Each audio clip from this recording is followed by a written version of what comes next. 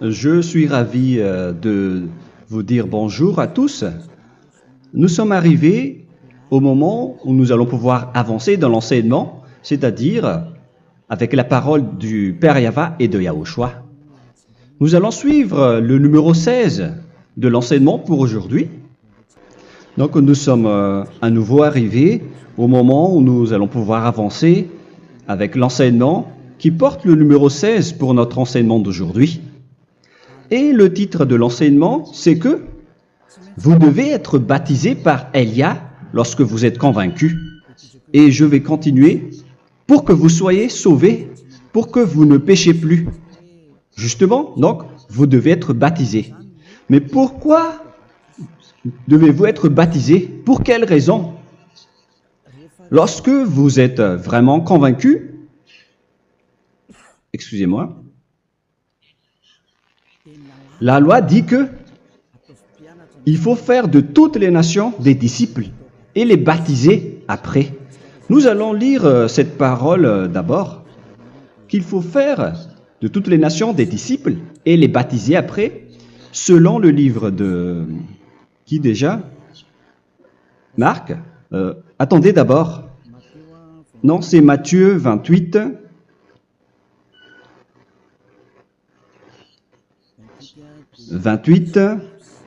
Versets 19 et 20.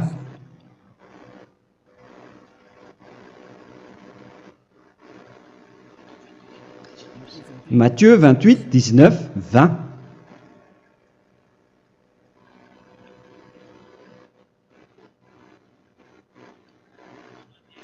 Allez, faites de toutes les nations des disciples. Ici donc, il faut faire toutes les nations des disciples. Les baptisons au nom du Père, du Fils et du Saint-Esprit. Donc, à la fois, il faut les enseigner à observer tout ce que je vous ai prescrit. Donc, en enseignant une personne, c'est comme ce que Elia fait en ce moment. Après, donc, il faut baptiser cette personne qui est convaincue par l'enseignement. Donc, on ne doit pas baptiser une personne qui n'a jamais entendu cet enseignement. Voilà la première loi. Ce n'est pas logique de baptiser une personne qui ne connaisse rien de l'enseignement. Et après le baptême, l'enseignement continue encore, comme ce que Elia fait en ce moment. Il enseigne toujours, même les personnes baptisées. Donc, on continue toujours à enseigner. Mais le baptême est donc une loi, tout d'abord.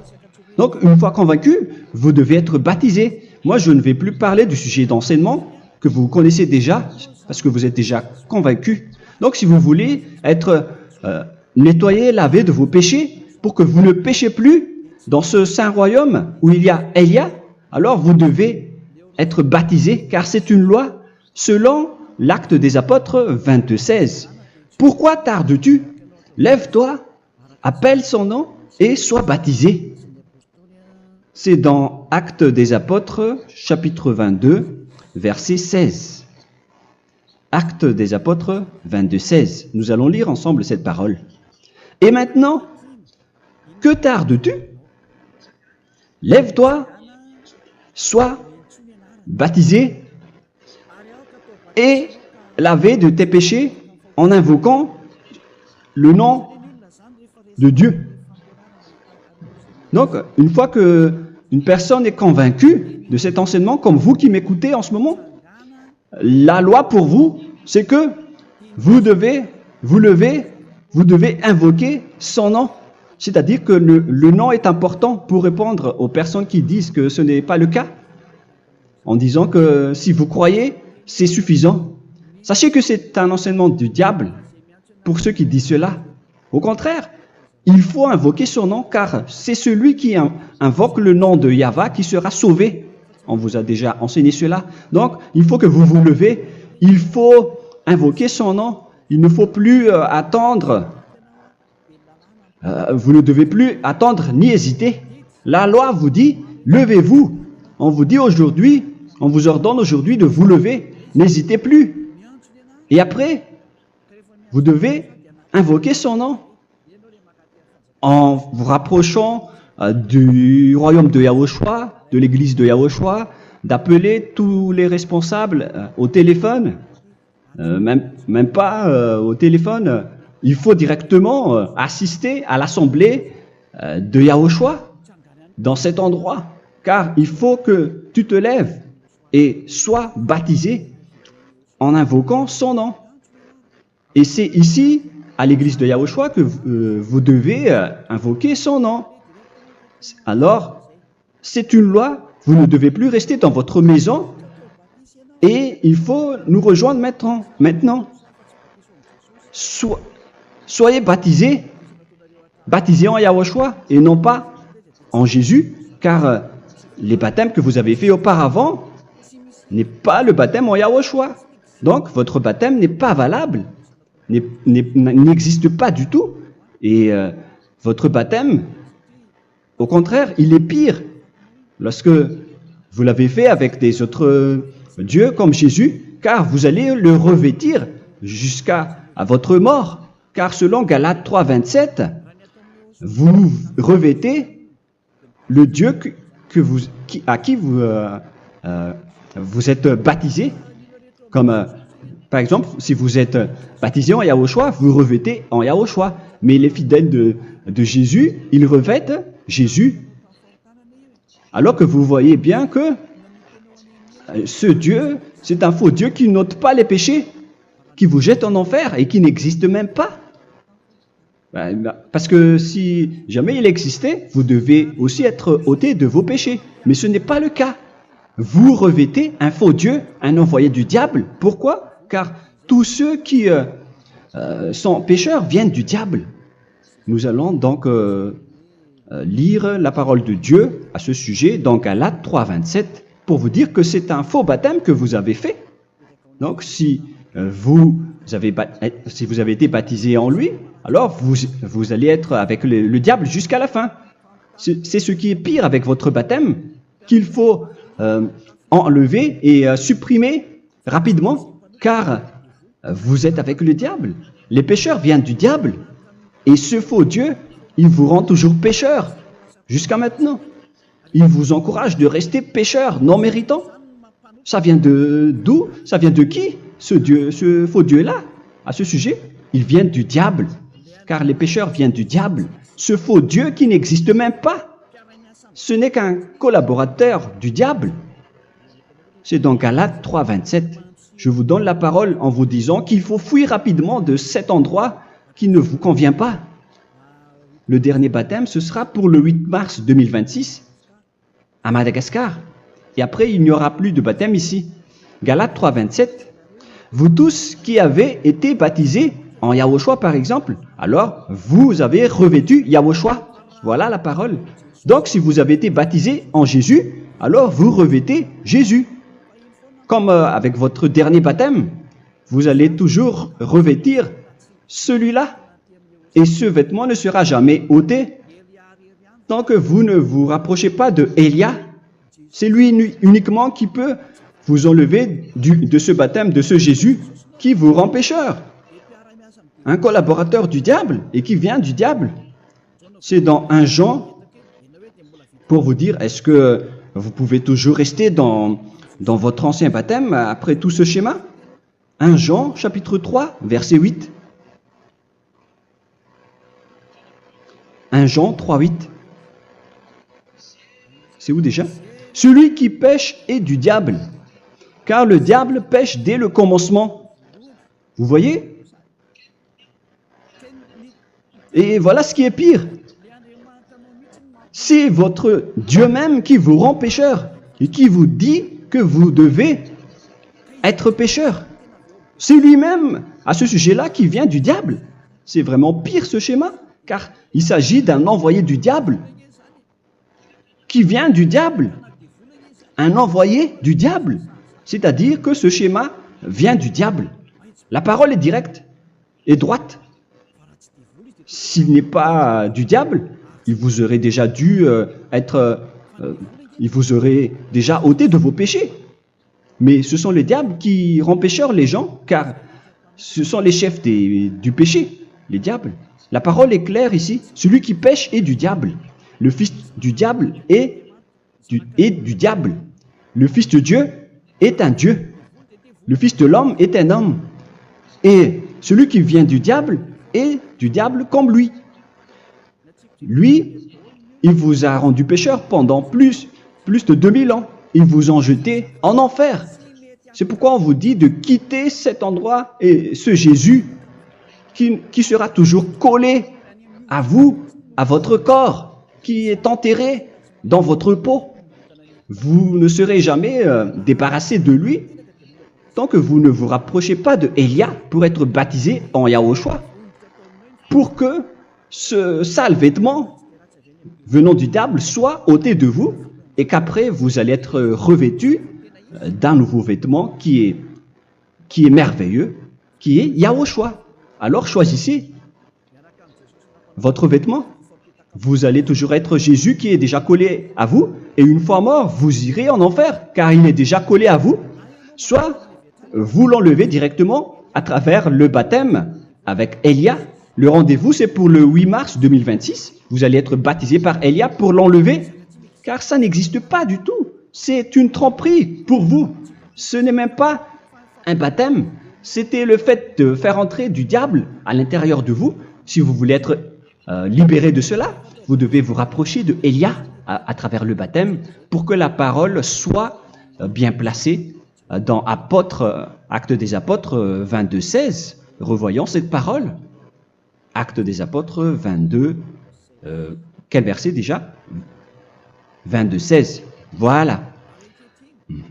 Et maintenant, que tardes-tu? Lève-toi.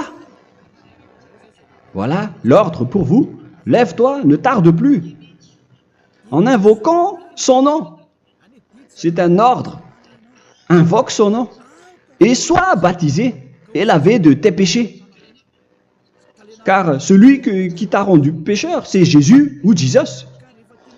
Alors si tu ne veux plus pécher, alors enlève Jésus ou Jesus de toi avec le vêtement que tu as reçu lors de ton baptême avec lui. Il faut l'enlever, sinon tu ne seras jamais sauvé, épargné, car c'est déjà devenu un vêtement collé à ton corps. La seule solution pour toi, c'est de te rapprocher de Élia pour être ôté de tes péchés, car la loi est claire ici. Tu vas être lavé de tes péchés. Et c'est ici, dans cet endroit où il y a Élia, qu'il y a l'ôtement du péché. Pourquoi vous êtes ôté de vos péchés? Pour quelle raison? D'abord, vous êtes déjà lavé à travers le baptême. On vous nettoie. Et une fois nettoyé, une fois lavé, qu'est-ce qui se passe à ce moment-là? Pour que les gens ne pêchent plus en vrai. Car toutes les personnes qui sont baptisées en Yahushua revêtent Yahushua. Vous êtes mariés à Yahushua. Et c'est à travers ce baptême, après votre baptême, c'est à partir de là, après avoir suivi toutes ces lois, car le baptême c'est une loi. Lorsque vous êtes convaincu, après avoir écouté l'enseignement, vous décidez de quitter le faux Dieu qui vous rend pécheur. Alors, vous êtes baptisé, vous allez revêtir Yahushua pour quitter le faux Dieu qui vous rend pécheur. Donc, après le baptême en Yahushua, vous revêtez Yahushua. Vous avez été lavé, vous êtes bien propre et pur. Vous êtes sorti comme une personne originale qui est merveilleux, très merveilleux devant le Dieu d'Abraham.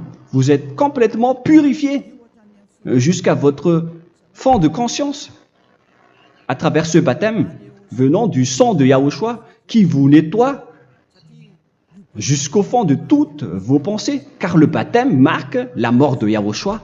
Yahushua est mort pour vous verser son sang pour vous. Tout cela confirme votre relation avec Yahushua, car le baptême vous dit que vous êtes mort ensemble avec Yahushua et vous êtes ressuscité ensemble avec Yahushua. Vous avez été enterré avec lui et vous avez été ressuscité avec lui dans la vie éternelle. Voilà la vie avec Yahushua et le baptême avec Yahushua. C'est pour montrer la bonté de Yahushua pour chacun de vous concernant cette merveille.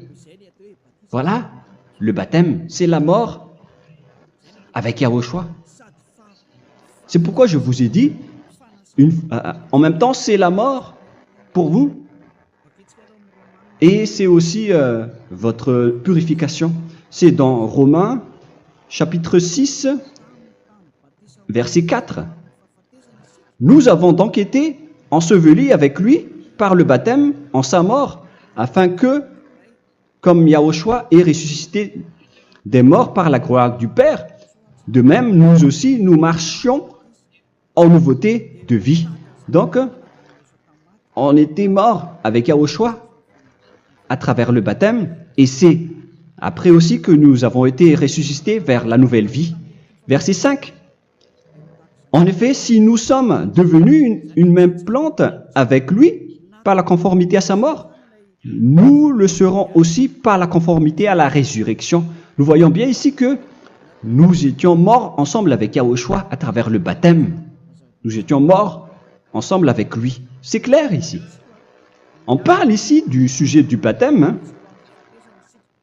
Nous avons donc été ensevelis avec lui par le baptême en sa mort, mais pas avec autre chose. C'est clair alors à travers cette parole que c'est à travers ce baptême que nous allons avoir la même geste que Yahushua. Donc, si vous voulez être ôté de vos péchés, vous devez entrer dans le baptême. Et une fois baptisé, la personne est intégrée directement au ciel des cieux. Mais il y a des étapes à suivre avant d'arriver là-bas, ce que je suis en train de vous enseigner en ce moment. Car l'objectif du baptême, avec la mort et la résurrection, et l'enterrement, après la fin de votre chemin, c'est le ciel des cieux.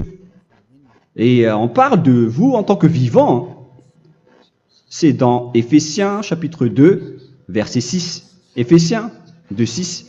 Et il nous a ressuscités ensemble, c'est-à-dire ressuscités avec Yahushua après le baptême, et nous a fait asseoir ensemble dans les lieux célestes en Yahushua, c'est-à-dire au ciel des cieux.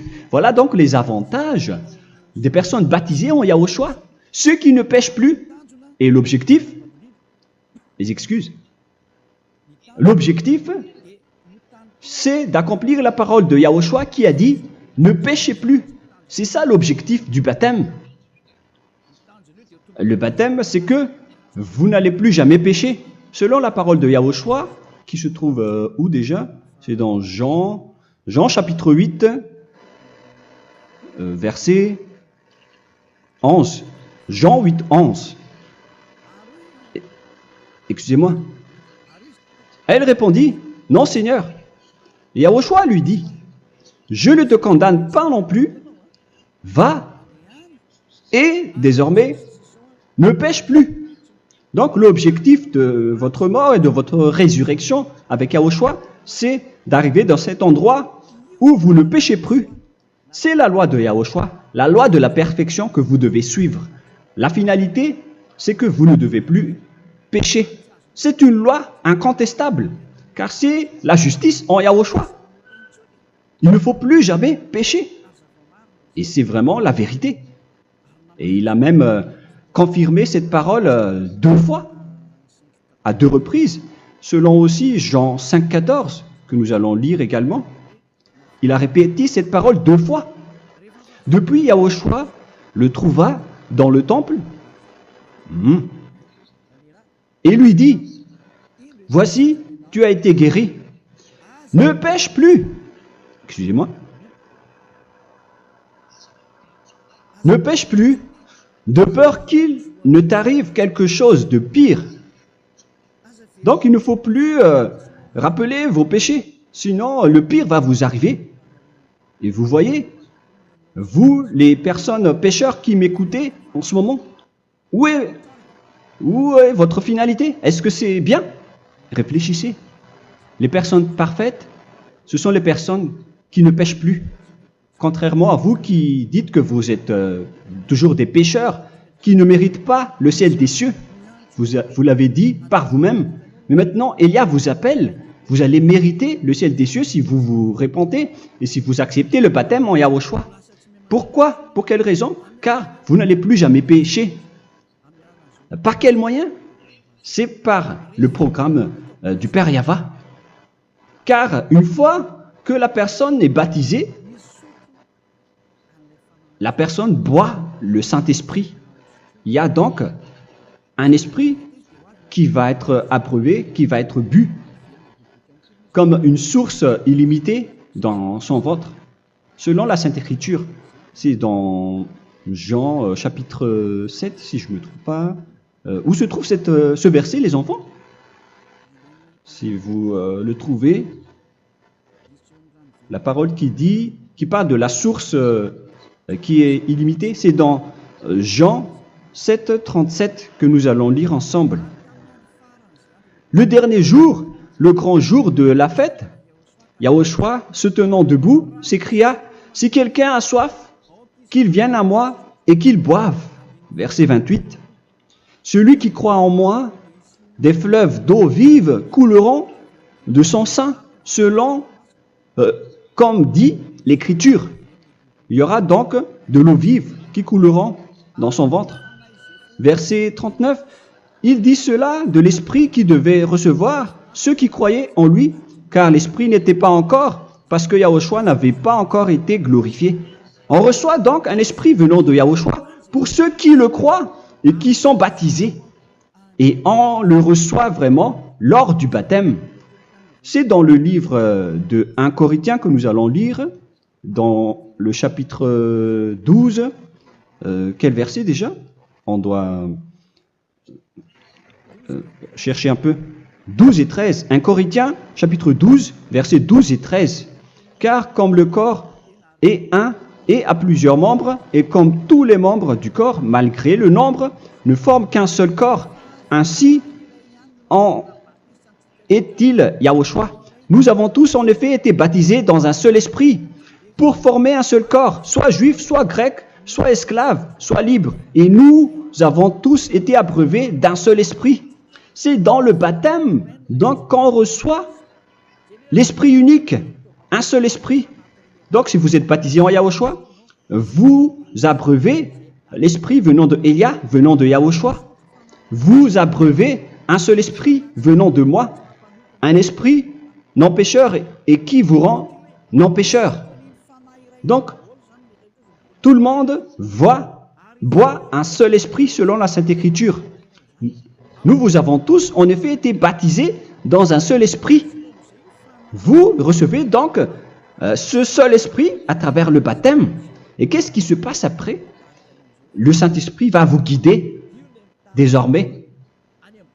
Vous le recevez lors du baptême et celui qui va vous guider pour que vous ne péchez plus. C'est dans Jean, quel chapitre déjà? Je ne me souviens plus. C'est dans le chapitre 14, peut-être. 14, 23.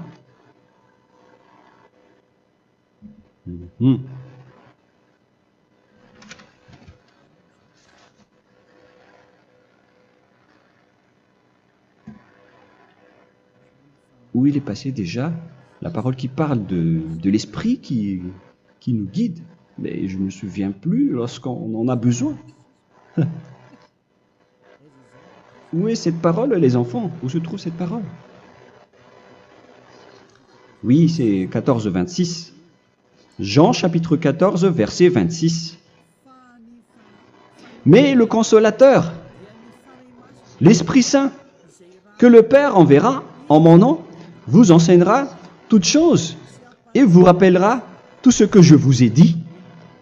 La parole de Dieu précise bien ici que le Saint-Esprit, qui est le consolateur, à la fois donc il est consolateur, il est envoyé par le Père en mon nom, il vous enseignera toutes choses et vous rappellera tout ce que je vous ai dit. C'est le Saint-Esprit donc qui vous enseigne, qui vous guide avec toutes les choses que vous avez besoin dans votre relation avec Yahushua. C'est lui qui est le vrai enseignant, le vrai guide, qui vous guide dans votre chemin. C'est dans Jean 16, 13, peut-être. C'est dans Jean 16, 13 que nous allons lire ensemble. Quand le consolateur sera venu, l'Esprit de la vérité, il vous conduira dans toute la vérité. Il vous conduit, il vous guide, il vous enseigne en même temps. Et à quel moment vous allez faire du mal à ce moment-là? Car en tant que consolateur, il vous frappe, il vous gronde. Il vous gronde à travers votre esprit, à travers votre conscience. Et c'est vraiment dur. Hein. Vaut mieux être attrapé par un taureau que d'être attrapé par sa conscience. Donc c'est à travers votre conscience qu'il vous guide. Mais si vous ne voulez pas être consolé ni conseillé, si vous ne voulez pas être corrigé, vous revenez vers le mal, 7 fois plus de mal. C'est pourquoi les gens quittent Yahushua, car ils ne veulent pas être consolés et guidés par le Saint-Esprit venant de Yahushua. C'est pourquoi les gens quittent et abandonnent Yahushua, car ils veulent toujours continuer à faire du mal. Mais si une personne veut vraiment être avec Yahushua, avec son cœur, cette personne ne sait plus faire aucun mal. Il ne sait plus faire ça, car elle est déjà guidée par le Saint-Esprit. Quels sont alors les fruits du Saint-Esprit, le résultat du Saint-Esprit avec une personne? Mais le Saint-Esprit existe bien, ainsi que ses résultats. Voilà. Nous allons voir d'ailleurs les fruits du Saint-Esprit. C'est dans quel verset, les enfants? Je ne me souviens pas non plus. Je vais également donc la rechercher. Nous allons voir un peu les fruits du Saint-Esprit que je vais rechercher rapidement et chercher un peu. Celui ou celle qui le voit en premier, vous me le dites directement la réponse.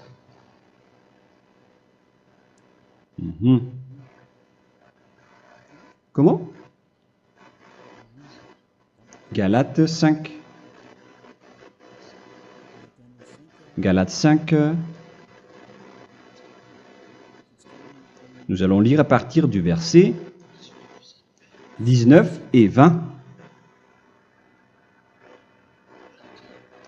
Non, on va commencer à partir du verset 22. Galates 5, 22.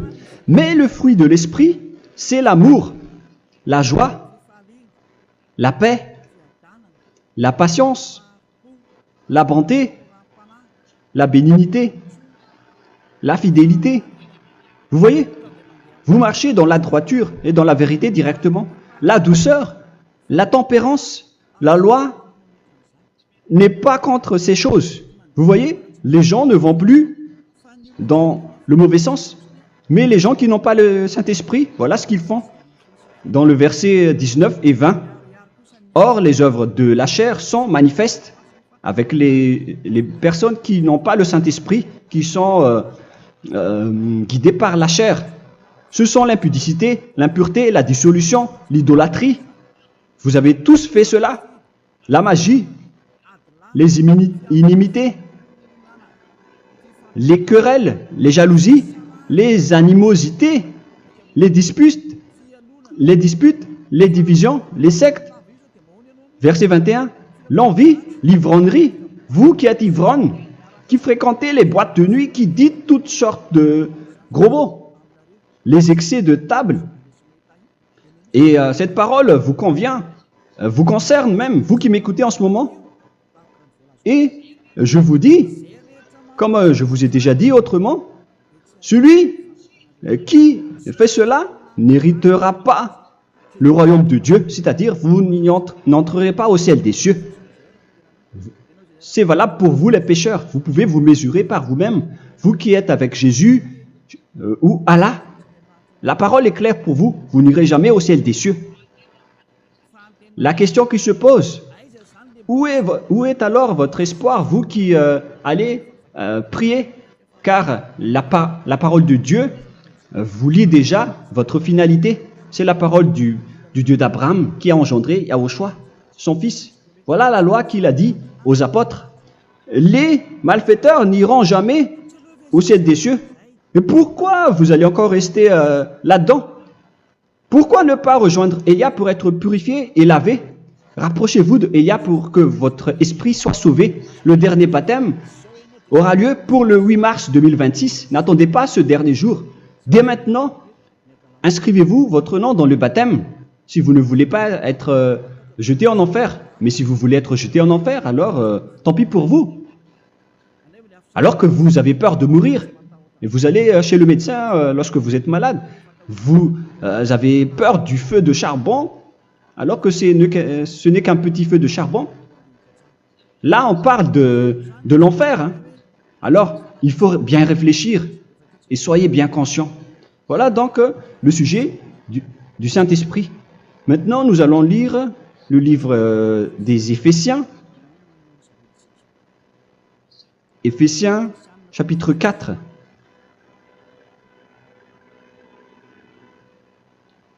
À partir de quel verset?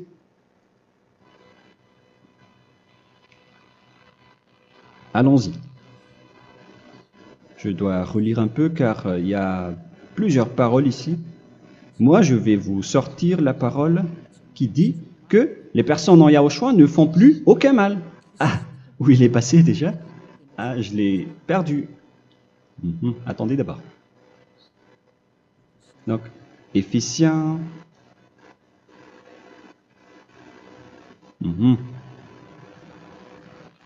C'est dans le chapitre 5, on dirait. Et nous allons voir tranquillement. Mais nous allons voir dans Galates 5,16 d'abord. Je dis donc, marchez selon l'esprit et vous n'accomplirez plus les désirs de la chair.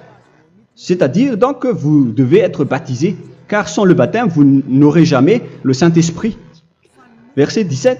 Car la chair a des désirs contraires à ceux de l'esprit, et l'esprit en a des contraires à ceux de la chair. Ils sont opposés entre eux, afin que vous ne fassiez point ce que vous voudriez. L'esprit et la chair s'opposent toujours. Alors il faut suivre l'esprit maintenant pour aller au ciel des cieux. Et voilà donc la suite de la parole. Éphésiens 4:21.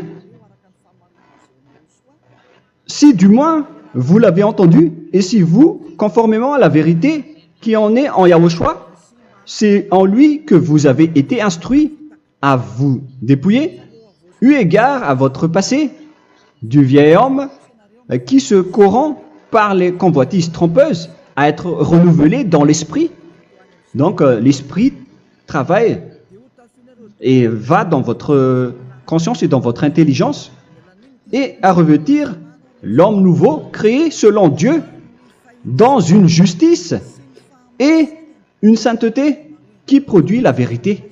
Le Saint-Esprit donc vous rend droit pour que vous ne soyez pas dans le mauvais chemin et il vous guide dans la justice et dans la vérité. Voilà directement pour les personnes en Yahushua. Et c'est quoi la suite? C'est pourquoi renoncer au mensonge. Il ne faut plus mentir. Même dans les 10 commandements, ils ont dit ne mentez pas. Mais c'est juste une parole.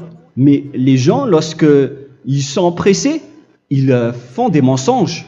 Mais pour les gens en Yahushua, ils renoncent directement au mensonge. Et que chacun de vous parle selon la vérité à son prochain. Car nous sommes membres les uns des autres. Si vous vous mettez en colère, ne péchez point.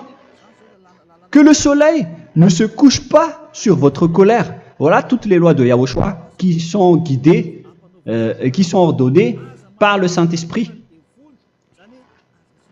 Alors, ne donnez pas accès au diable. Ne mettez pas le mal dans tous vos chemins. Il faut rester sainte, vraie et parfaite. Que celui qui dérobait ne dérobe plus. Il ne faut plus donc dérober les choses. Et il ne faut plus donc voler quelque chose. Mais quelle est la parole du Père Yahweh et de Yahushua? Mais plutôt qu'il travaille en faisant de ses mains ce qui est bien pour avoir de quoi donner à celui qui est dans le besoin. Qu'il ne sorte de votre bouche aucune parole mauvaise, mais s'il y a lieu, quelques bonnes paroles qui servent à l'édification et communiquent une grâce à ceux qui l'étendent. N'attristez pas le Saint-Esprit de Dieu par laquelle vous devez être scellés pour le jour de la rédemption. Il faut toujours laisser le Saint-Esprit vous guider, ne l'attristez pas, sinon vous n'allez pas avoir la selle. À la fin des temps, à l'époque de Gog, on va vous donner le Saint-Esprit pour que vous soyez scellés. Donc c'est maintenant que vous devez déjà rendre content Yahushua. Ne laissez pas de mauvaises traces dans votre chemin et ramenez l'amour de Yahushua vers chacun de vous pour que vous soyez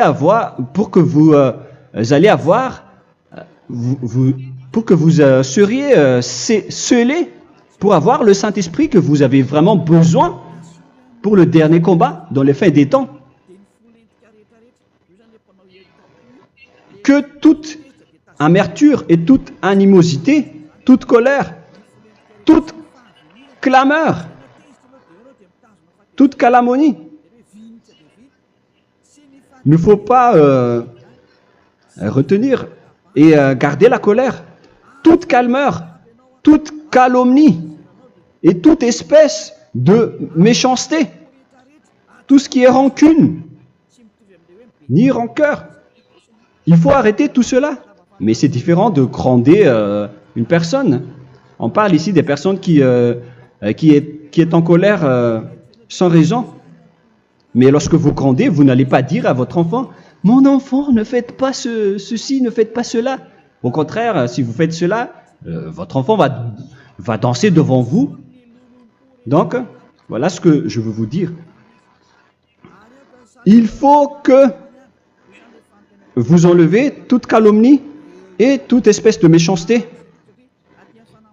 Voilà donc les lois de Yahushua qui sont sorties à travers le Saint-Esprit. Moi, je vous donne des échantillons, mais ce n'est pas au complet. Hein. La loi de Yahushua sont illimitées à travers le Saint-Esprit en fonction des circonstances et de la situation pour que vous n'attristez pas le Père Yahva et le Yahushua.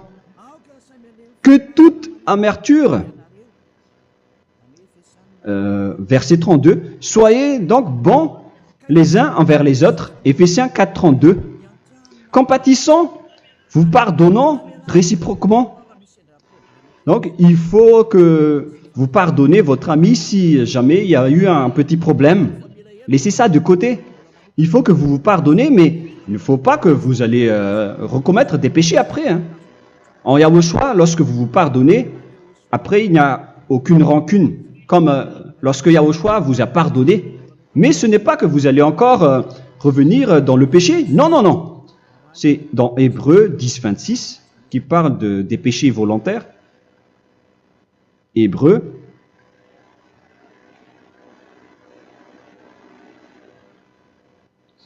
Hébreux chapitre 10.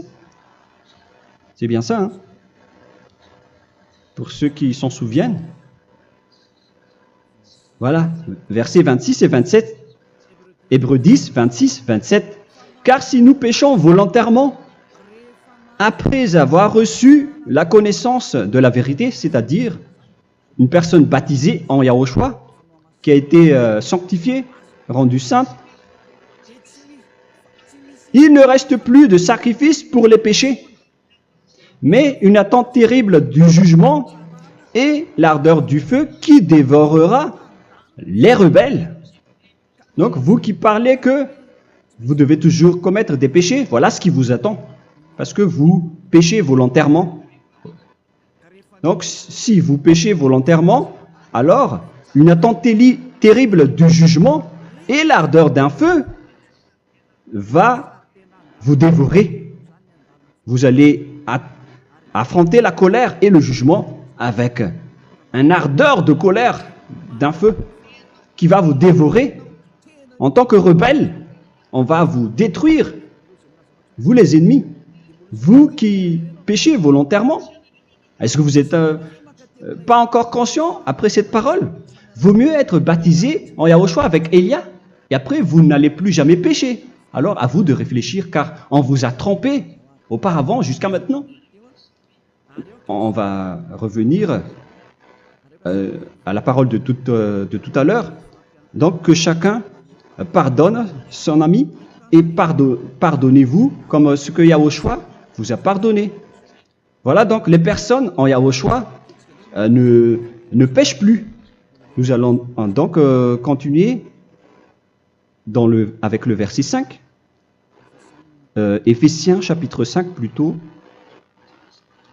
Je vais encore continuer car j'ai besoin que vous l'écoutez. Éphésiens chapitre 5 verset 1. Devenez donc les imitateurs de Dieu comme des enfants bien-aimés et marchez dans la charité. Le fruit de l'esprit, c'est de l'amour, on vient de lire, à l'exemple de Yahushua, qui nous a aimés et qui s'est livré lui-même à Dieu pour nous comme une offrande et un sacrifice de bonne odeur. Verset 3. Regardez ces lois. Que l'impudicité, qu'aucune espèce d'impureté et que la cubicité ne soient même pas nommés parmi vous, ainsi qu'il convient à des saints.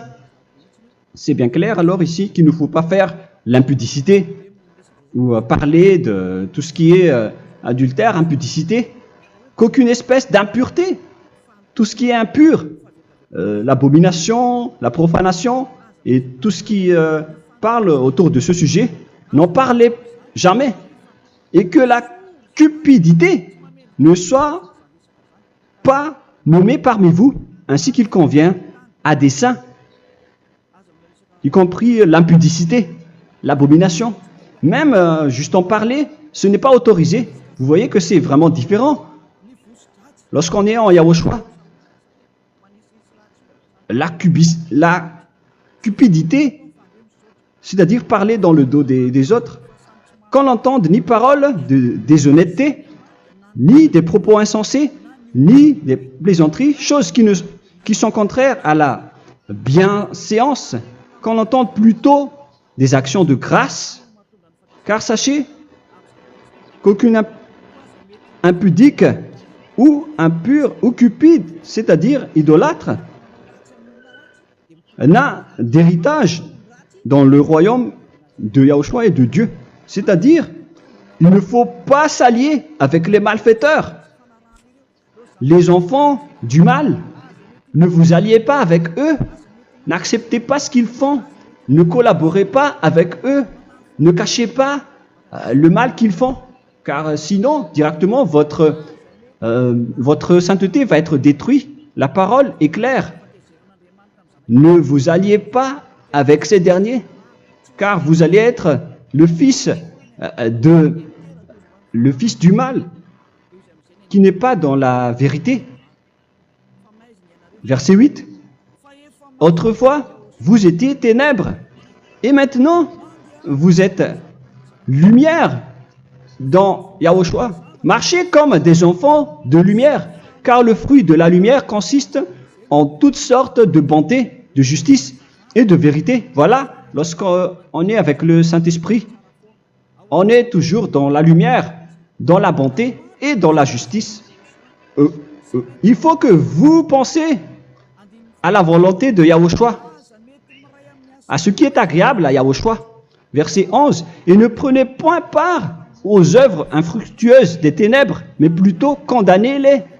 Ne faites pas l'alliance avec le diable. Ne faites pas l'amitié du diable. Ne faites pas des complots ou des compromis avec le mal pour les cacher. Alors, il faut plutôt les condamner,